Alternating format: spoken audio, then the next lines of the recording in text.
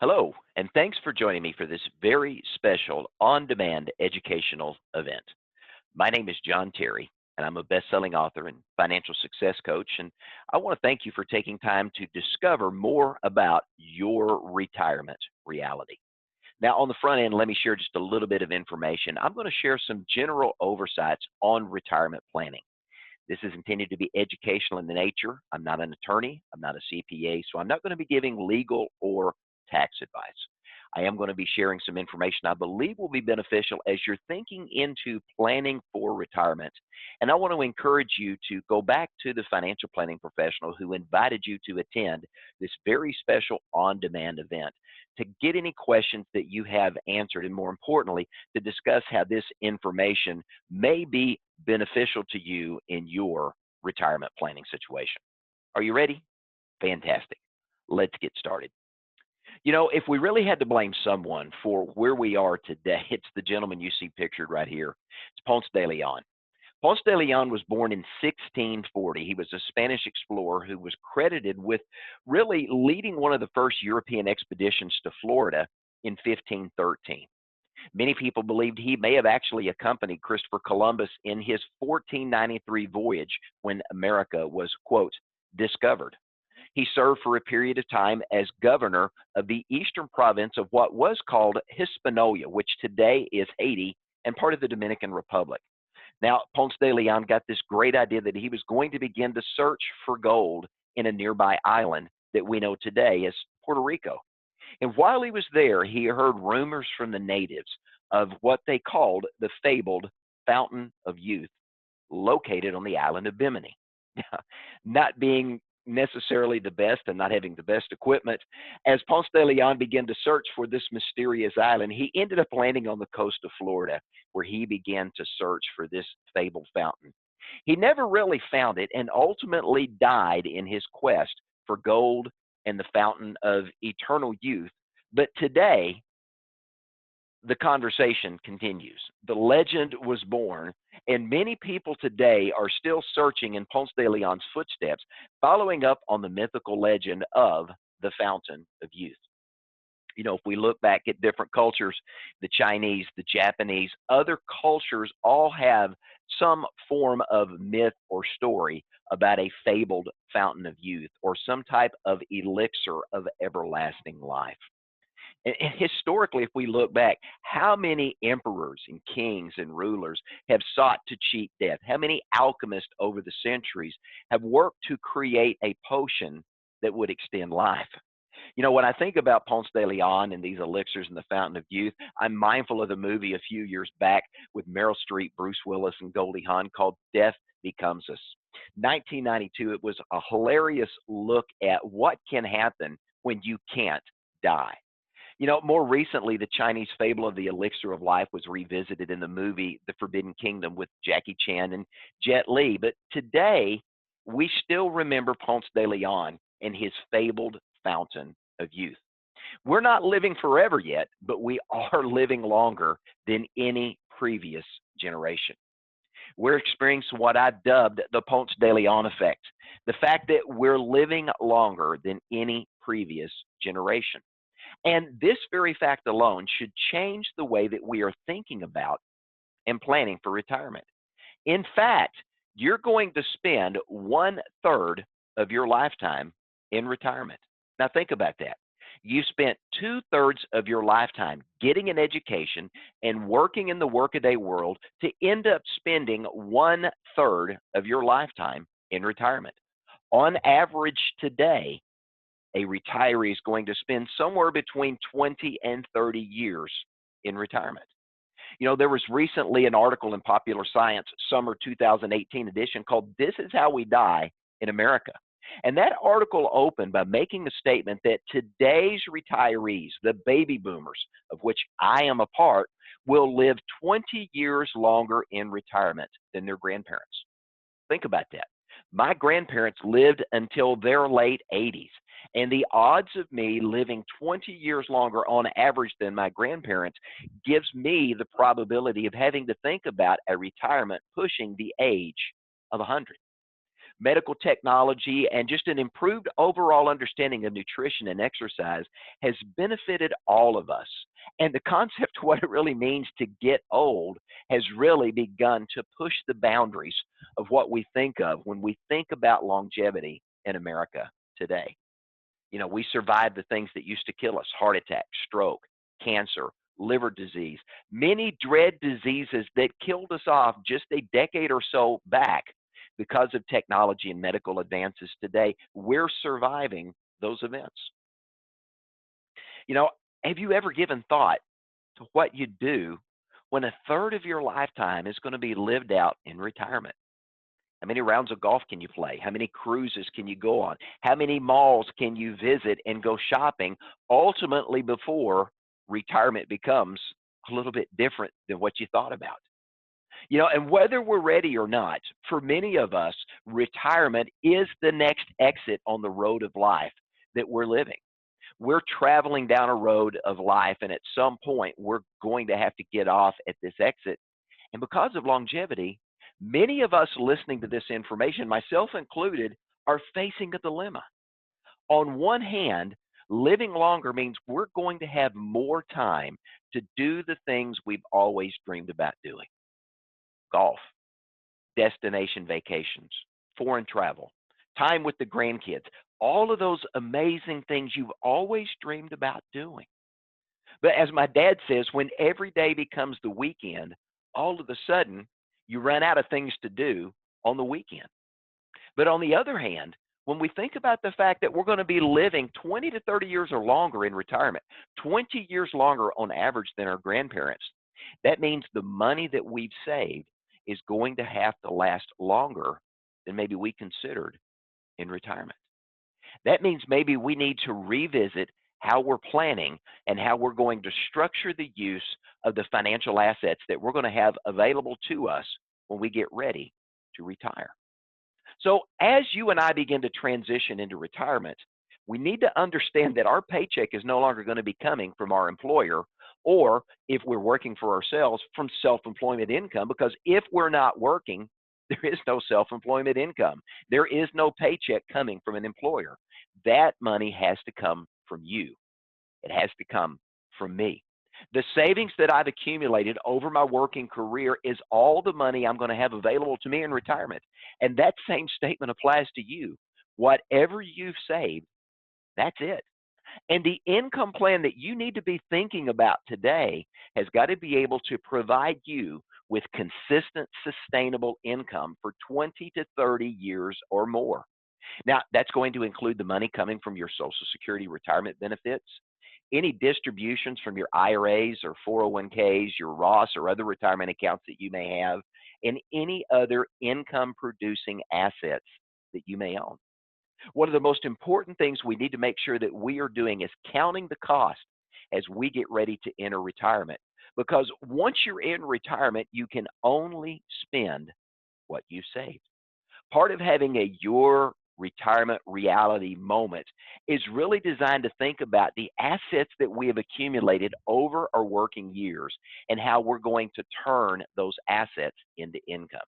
After all, an asset that can't be turned into income is not going to help us pay the bills in retirement. Now, one of those income assets is Social Security.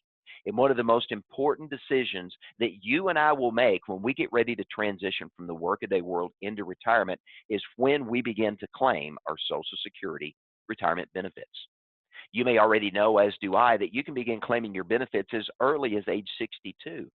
But many people don't understand that when they do that, they're discounting all future benefit payments.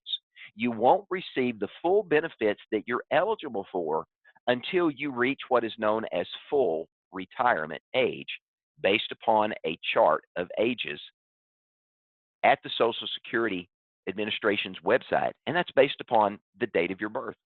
Now, if you claim prior to your full retirement age, your benefits are going to be permanently reduced, and that means you're going to be receiving a smaller benefit check for the rest of your life, no matter how long that lasts.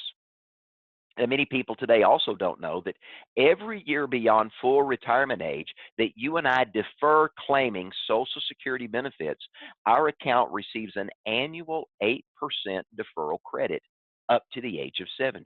For example, my full retirement age, born in 1961, is 67. And so if I defer claiming benefits to the age of 70, my account is going to get a deferred credit of 8% each year for an additional 3 years. Now think about that. If I'm still working and I don't retire to age 70, I'm making additional contributions into my Social Security crediting account. And at the same time, that account is growing at an 8% deferred credit. That's a pretty good rate of return, especially in the financial markets we find ourselves in today. And over time, if I choose to delay to age 70, I can substantially increase my Social Security retirement check down the road.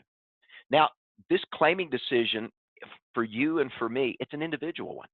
And whether we claim at the earliest age of 62 or we wait until somewhere down the road to make that claiming decision is a personal one that we all have to make. But understanding the rules and how to optimize this benefit can be beneficial. And for some of us, I know personally, I'm looking at, do I tap into 401k or IRA benefits first and wait to claim my Social Security, or do I go ahead and claim it earlier? That decision I'll have to make as I get closer to retirement age. And for you, that's a decision you're going to have to make as well. It's an important decision, and that's one of the reasons the financial professional that you work with invited you to hear this presentation, because it's a conversation that's important to have and a decision that you and I need to think into because it has a significant impact on our retirement. For most of us, Social Security is going to make up 40 to 60% of our guaranteed income in retirement. So making that decision is important. But it's also important for those of us that are married. Married couples in particular should pay very close attention to this claiming decision, because the decision that you make when you claim Social Security is not only going to impact you, it's going to impact your surviving spouse. Because at your death, one of two checks is going to go away, and the surviving spouse receives the greater of those two checks. Now, husbands on average here in America tend to earn more than their wives as a rule of thumb. That's not always the case, but in most cases, we see that to be the picture. Now, claiming Social Security benefits early can result in a lower benefit check being left to a surviving spouse. And due to the fact that most women tend to outlive men in a married scenario by an average of 5 to 7 years, a very important decision that needs to be made, because Social Security impacts not just one life, but two. Now, you can access your Social Security benefit statements by visiting the Social Security website, ssa.gov. That's a great place to go for a starting point to access that information and to share that with the financial professional that invited you to hear this online educational event and have a conversation about Social Security benefit claiming. Maybe they can run an optimization report for you and show you your different options that are available to you based upon when it makes sense for you to retire and begin to claim those benefits. Now, another important issue that we need to think about when we're thinking about our own retirement reality is the monster lurking under the bed that we call inflation. Now, what is inflation? Inflation is the loss of purchasing power of a dollar over time. You know, even at a modest 3% inflation rate, an item that costs $100 today will cost $175 in just 20 years. And as you and I go into retirement, here's what we know. The goods and services that we tend to spend money on as we get ready to retire are increasing currently at a faster inflation rate than the general inflation rate. Healthcare expenditures in particular is a prime example of what is often referred to as boomer inflation. So mitigating the impact of inflation over a 20 to 30-year retirement opportunity is a challenge, but it can be done. Social Security has a cost of living adjustment built into it. So as the core inflation rate rises in America, your Social Security check will rise. So that does give you some level of protection. But most income producing assets that you and I own don't have that feature built into it. So maybe it makes sense for you and I to consider some type of income laddering plan so that we tap some assets today and we set some assets aside to tap down the road so that we can continue to add additional dollars to the money that we're going to be spending so that we can stay ahead of inflation. So think about that. $100 becoming $175 in just 20 years. That means you're going to need 75% more money 20 years down the road than you're going to need the day you retire. Now, that's a pretty important reason to have a conversation about retirement planning and thinking into what your retirement reality is not only going to look like today, but is going to look like 10 years, 15 years, 20, even 30 years down the road. Now, I referenced earlier the Popular Science article, This is How We Die in America.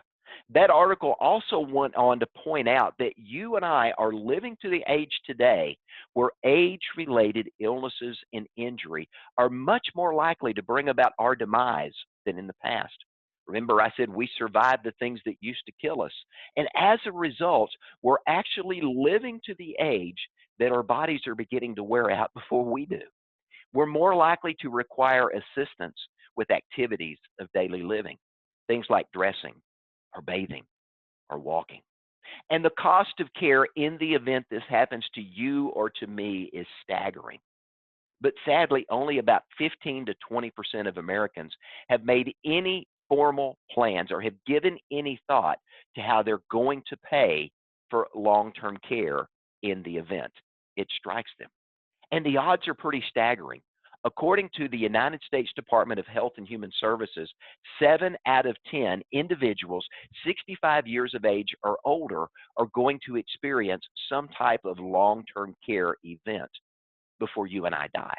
Think about that. 7 out of 10, 70% of us are going to deal with this in some fashion before we die. And it can be very, very expensive. In fact, if it's left ignored, the cost associated with long-term care can literally devastate a lifetime of savings in a matter of months. And today we're seeing an increase in the number of Alzheimer's cases being diagnosed. And the fact that we're living longer for age-related memory issues to manifest themselves and multiply and become worse is really causing us to rethink how we are not only planning to pay for retirement, but how we're going to pay for care in the event that care is needed. Now, the good news is there are financial planning options available today that just 10 years ago did not exist. But if you wait until an event happens, many planning options that could be available to you today are no longer going to be available. So this, again, is another important conversation that you need to have with the financial planning professional that invited you to hear this online event. Let me encourage you to visit longtermcare.gov. This is the Department of Health's Human Services website that really speaks to long-term care issues, and there's some very valuable information and insights that can help you think into different ways of planning for this. You know, when we think about the fact, and I shared it earlier, that 7 in 10 of us are probably going to deal with this issue in some form before we die, it's also too important to understand the cost associated with this. Genworth Cost of Care, Genworth Insurance Company does an analysis of what it costs to provide care for long-term care related events. And in 2018, they reported the average annual cost of a nursing home, semi-private room, you and someone else sharing the room, was $89,292 a year. Think about that. In 2018, a semi-private room in a nursing home, almost $90,000 a year. Can you see why I said if unplanned for, this can be a major disruption and in fact potentially wipe you or I out if we haven't planned for this uncertainty? And you may think, I'm never going in a nursing home, but if I need some help, I'll just go in an assisted living facility or I'll get care at home. Well, according to the same Genworth study, that was $48,000 a year back in 2018. And the cost of long term care are increasing at a fairly significant rate of inflation, around 6% each year. That means in just 20 years from 2018, think about this, 20 years from now, 2038, if we go back to 2018 numbers, that $90,000 event is going to be $156,000 a year. At home care or assisted living is going to be around $84,000 a year. You know, you and I don't want to roll the dice when it comes to this uncertainty. If the odds are 7 in 10 that you and I are likely going to be experiencing some type of assisted living event, long-term care event, at-home event, some type of issue with being able to provide for our daily care, this is an important planning topic that you should probably have a conversation about with your financial advisor. Now, market volatility is a big, big issue that we need to think about because if you're like most of us, we've got at least a portion of our money in the stock market. You know, Jeremy Siegel, who wrote the book Stocks for the Long Haul, made a very compelling case over time that nothing outperforms the stock market. And given time and enough time, that has historically been the case. But the problem for you and I is as we get closer to retirement, and once we enter into retirement, we don't have the time to make up for a market downfall like we saw in 2001 and in 2008. Time no longer is a friend, it can become an enemy. So if you need income today and you're going to need income tomorrow, and all of your money is exposed to the market, and all of a sudden we experience another major market correction that wipes out 30, 40, or 50% of the money that you've got set aside for your future income needs, now what are you going to do? Again, your retirement reality is going to be predicated upon the decisions you make as it becomes to your money. So one of the things that you and I have to think about is the fact that we need to make sure that at least a portion of our money is going to be principal protected from market risk. Why? Because no matter how long we live, we're going to need a paycheck in retirement to pay the bills. Life goes on, and there are going to be expenses that follow us no matter how long we live in retirement. And if the money runs out before you do, the money runs out before I do, our only option is to go back into the workforce. And who wants to go back and work at age 75 or 80 because you've run out of money? That's a scenario that nobody wants to think about, but it's a retirement reality that can hit us in the face and literally become our new future if we fail to plan. Now, let me give you an example of what that looks like. You know, many Americans have benefited from the market over the years, and it's been a really great place to accumulate money for a lot of Americans. And a lot of you listening to this probably have money in a 401k or an IRA or some other retirement asset that is in the stock market. Now, when we think about that and we look back to 2008 and what we saw there, how long did it take you to recover your losses in 2008? I know several of my friends that I talked to that had money in the market at that time. It took many of them 5 to 7 years. A few of them have just now fully recovered. Now think about that. It's 2020 when this is being recorded, and it took them 12 years for some of them to fully make back the losses that they experienced in 2008. That means they just got back to where they were and they haven't made any additional money. Now, once we get into retirement, if our money is at risk and we lose some of that money to a market downturn, that money is no longer available for us to spend. How long can you live on less than what you anticipated in retirement while you're waiting for your at-risk money to catch up? So let's think about what could happen if you had accumulated $500,000 in your 401k and all of a sudden you experienced a market crash. Let's take a look at an example.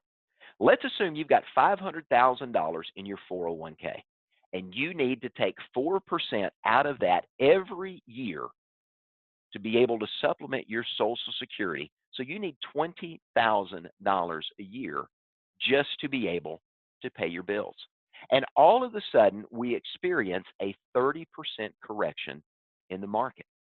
Now your 401k is only worth $350,000.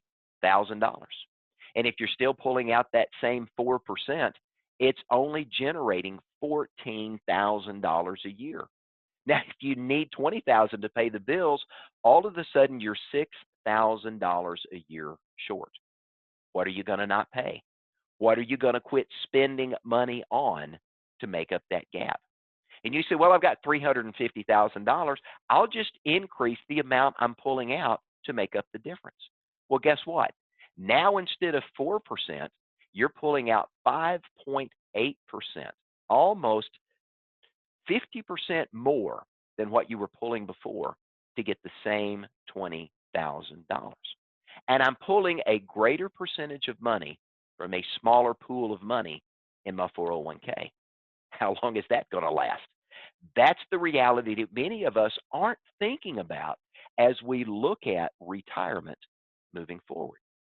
So for many of us, the question is, does it make sense to take some money off the table when it comes to risk?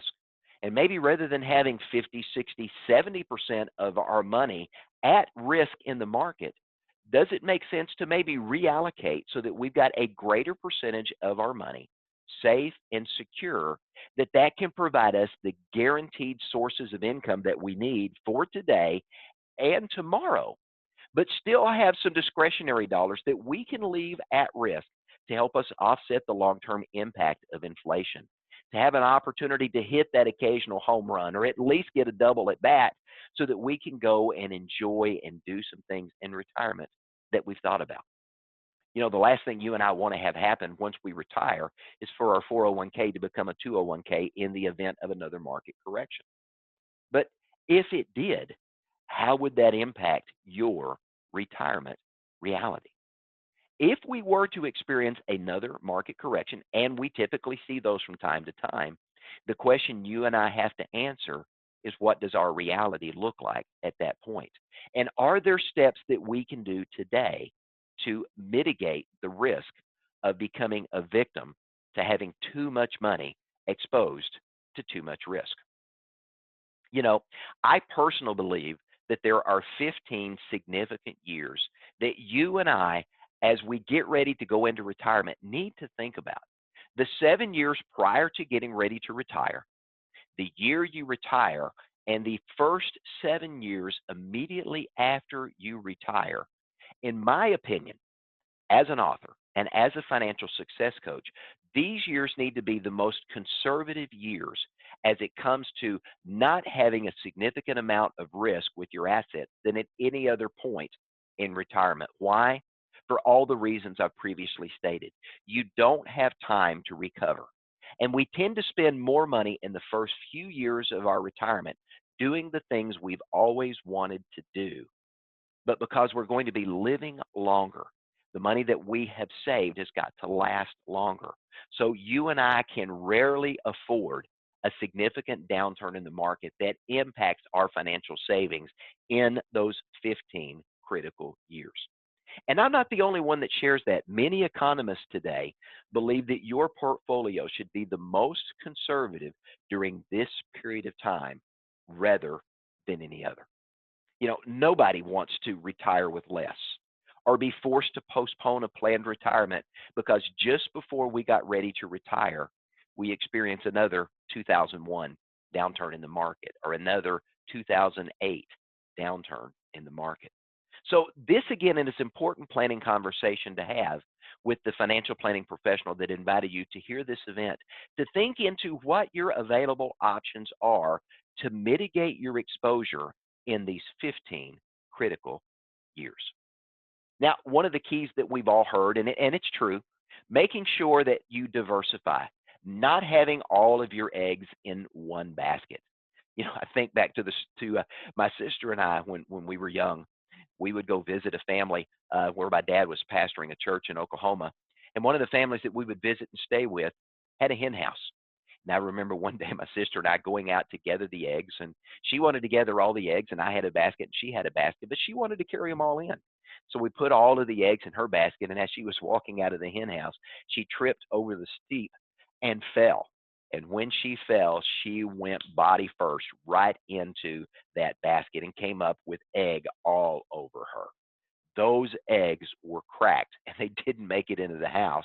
And to me, every time I think of don't leave all of your eggs in one basket, I remember that humorous story. And I remember the look on my sister's face when all of those eggs were broken.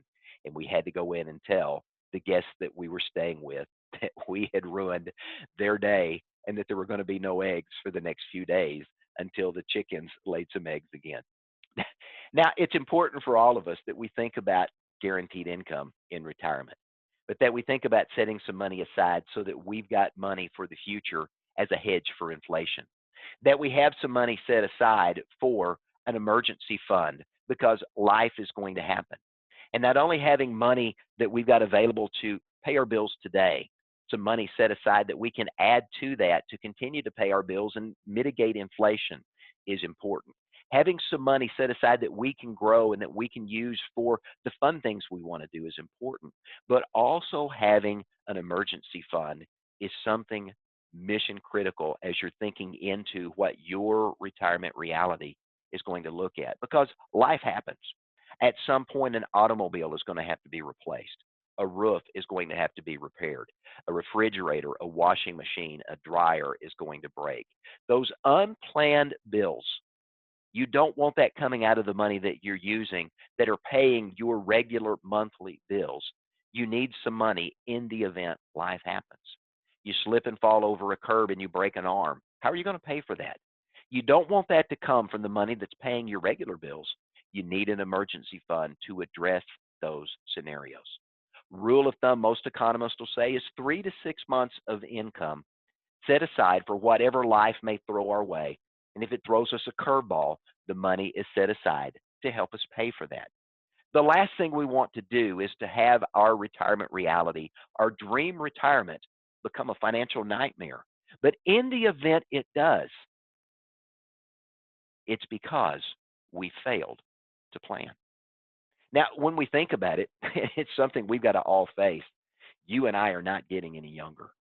And retirement is going to come one day, whether we are ready or not. Now, the question is not whether or not we're going to retire, because at some point, we all will either stop in part or in whole from living in the workaday world. And when we begin to transition into the world of retirement, the question is not, are we going there? Because at some point we will. The question is whether or not we have done all the proper preparation in advance to make sure that when we do move to the island of retirement, that we've got the best opportunity possible to enjoy retirement, no matter whether it's sunshiny or rainy. Now, this is a question the financial professional that invited you here wants to help you answer. Financial professionals that focus in the area of retirement planning have tools and resources that are available to them that can help you see the reality of where you are today and the reality of what that will look like tomorrow if you do nothing different. But they can also show you the alternatives and the options available to you and how that could potentially create a better outcome. If you're like me, I've got dreams and goals for retirement, things I want to do when I get there, places my wife and I have talked about going. But if I don't take the time to count the cost today and to think about how I'm going to pay for those things, to think into what life may throw my way when I'm no longer working and how I'm going to pay for that, that is something that's important. And having an opportunity to have a conversation with a knowledgeable financial professional gives you that chance to have a very candid man in the mirror moment, woman in the mirror moment to think into and have a conversation about what retirement is going to look like financially.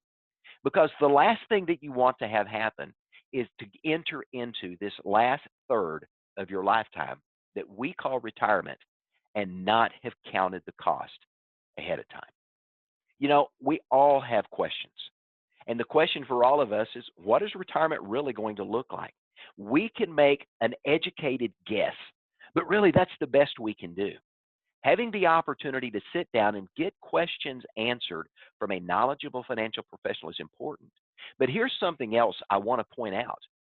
There are questions that you need to ask that maybe you don't know you need to be asking. Now, why do I say that? Because you and I don't know what we don't know. A knowledgeable financial professional who has been uniquely equipped and trained and educated in the area of thinking into the possibilities that could happen in retirement may be able to point out areas of concern for you that you haven't given consideration to, that you haven't thought about. That is important. Thinking into retirement means different things for you than it does for me. But regardless of what retirement looks like, it's going to be better for all of us if we prepared in advance for that reality. It also means taking the necessary steps to manage our money in such a way that no matter how long we live, no matter how long our spouse lives, there's going to be money available to take care of us. A third of our lifetime, that's a long time to live.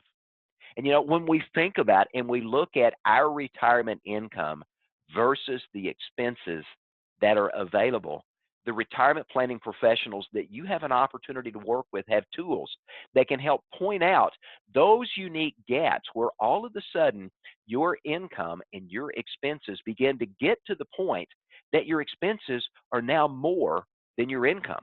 And remember, inflation, as you see here, can be problematic.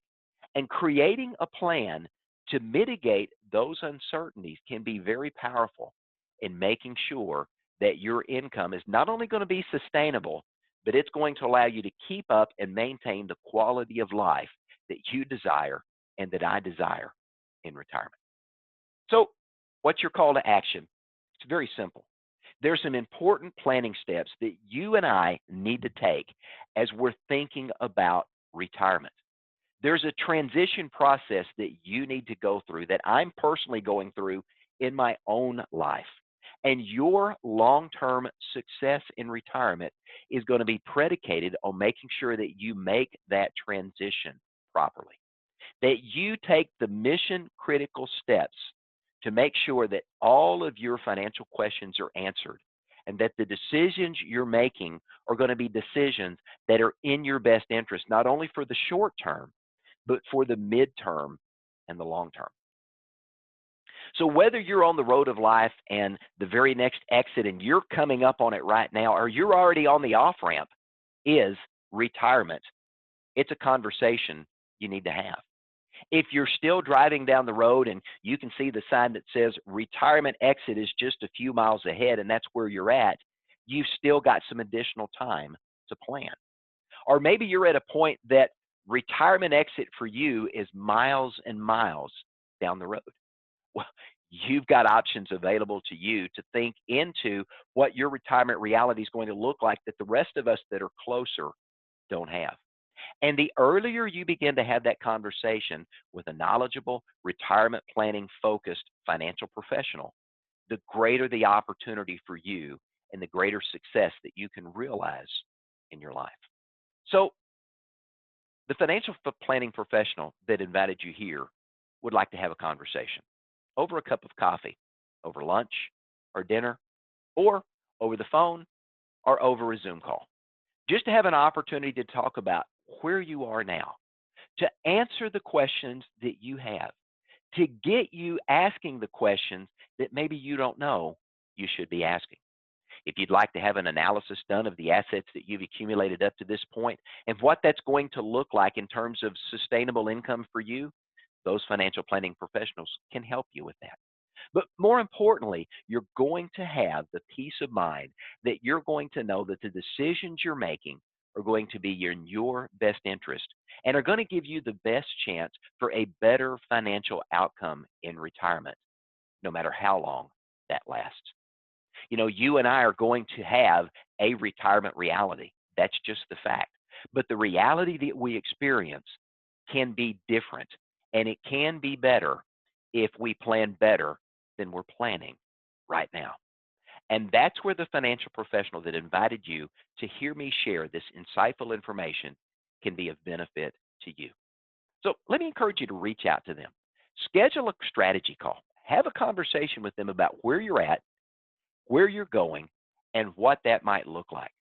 You might be surprised at what you've learned. If they do nothing more than validating that what you're doing is working, isn't that the peace of mind that you've wanted? But maybe they've got an opportunity to share with you a better way to plan.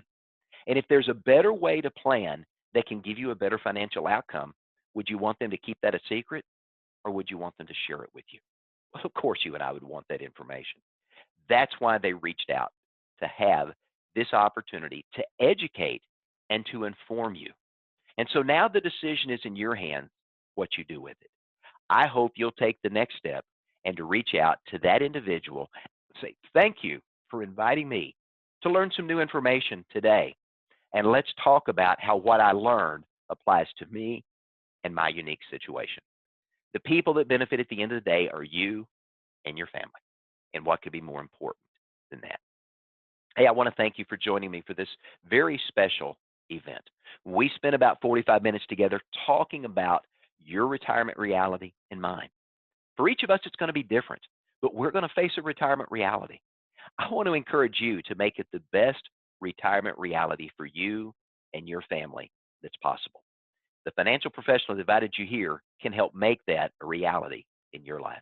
So I encourage you, reach out to them today. I'm John Terry. Thanks for joining me, and I hope you found this beneficial. Have a great day.